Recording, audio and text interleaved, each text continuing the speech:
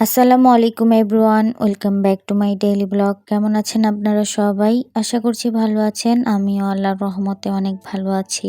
আজকে সারাদিন কি খেলাম সেটা নিয়েই থাকছে আজকের ভিডিও। তো আজকে সকালে ফার্স্টেই নাস্তাতে ছিল রুটি, আলু ভাজি আর হচ্ছে ডিম পোস্ট। রুটি আলু ভাজির থেকে পরোটা আর আলু ভাজি এই দুইটার কম্বিনেশন আমার কাছে বেস্ট মনে হয়। আর পরোটাটা যদি ঘি বা বাটার দিয়ে ভাজা হয় তাহলে তো আর কোনো কথাই নেই। গরম গরম ঘিয়ে ভাজা পরোটা আর হচ্ছে আলু ভাজি এই দুইটার কম্বিনেশন কিন্তু অনেক মজার। সকালের নাস্তা এত ভারী খাবারের থেকে আমার হালকা পাতলা খাবার সব থেকে বেশি ভালো লাগে।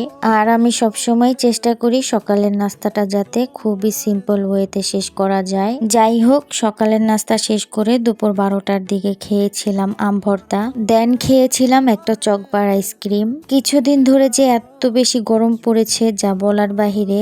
আর কারেন্টের কথা নাই বললাম, একদমই লোডশেডিং হয় না। 24 ঘন্টার পুরো 24 ঘন্টায় কারেন্ট থাকছে আল্লাহর রহমতে। মানে কেমনটা লাগে, একে তো এত বেশি গরম, তার উপরে আবার ঘন ঘন লোডশেডিং। 24 ঘন্টার মধ্যে 18 ঘন্টায় কারেন্ট থাকে না বললেই চলে। গরমের কারণে একদম নাজেহাল অবস্থা আমার। যাই হোক, আজকে দুপুরের মেনুতে প্রথমেই ছিল গরম গরম ভাত আর তার সাথে ছিল ছুরি মাছের শুটকি, যেটা আম্মু পেঁয়াজ আর হচ্ছে আস্তে আস্তে রসুনের কোয়া দিয়ে তারপরে রান্না করেছে। আর এই তরকারিটা প্রচুর পরিমাণে ঝাল ছিল আর অনেক মজাও হয়েছিল।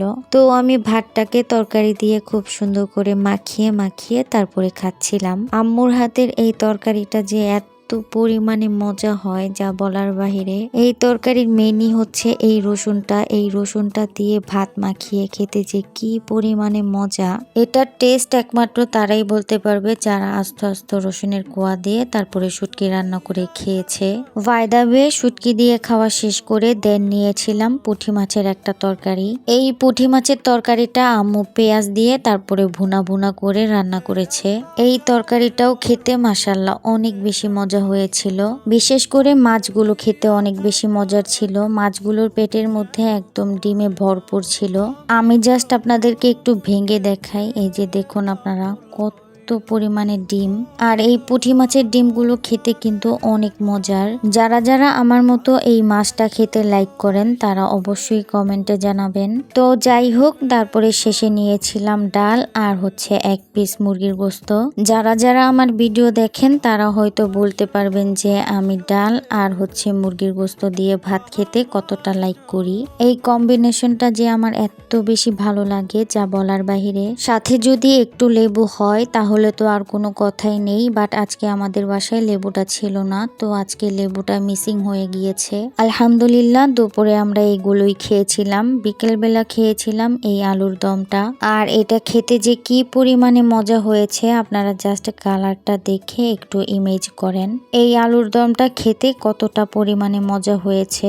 আলু হচ্ছে একটা ইমোশন। এটা এমন একটা সবজি যেটা সব খাবারের সাথে যায়। এই একটা সবজি যেটা মনে হয় আমার কাছে সবাই কম বেশি লাইক করে। তো আজকের আলুর দমটা মাশাআল্লাহ অনেক মজা হয়েছিল। তারপরে সন্ধ্যার সময় খেয়েছিলাম এই শর্মাটা। এই শর্মার রুটিটা এত পরিমাণে সফট আর এই শর্মার মেয়োনিজটা এত পরিমাণে মজা ছিল যা বলার বাহিরে। মানে পুরো শর্মাটাই খেতে 100তে 100 ছিল। তো সন্ধ্যার সময় নাস্তার মধ্যে এগুলোই খাওয়া হয়েছিল। তারপরে রাতে ডিনারের মধ্যে খেয়েছিলাম বৌয়া ভাত। এই বৌয়াটাকে আম্মু বেশি করে আলু দিয়ে কিছুটা নরম করে তারপরে রান্না করে। আর আম্মুর হাতের এই বৌয়া ভাতটা আমার নানার অনেক বেশি পছন্দের ছিল।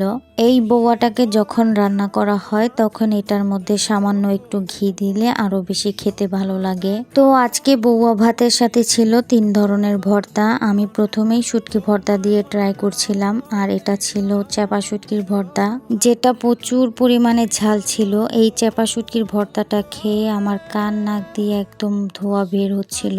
চাপা শুটকির ভর্তা দিয়ে খাওয়া শেষ করে তারপরে নিয়েছিলাম একটা সবুজ কালারের ভর্তা। এটা মেবি লাউ পাতা দিয়ে ভর্তাটা করা হয়েছে। ভর্তার কালারটা জাস্ট দেখেন, একদম সবুজ কালার।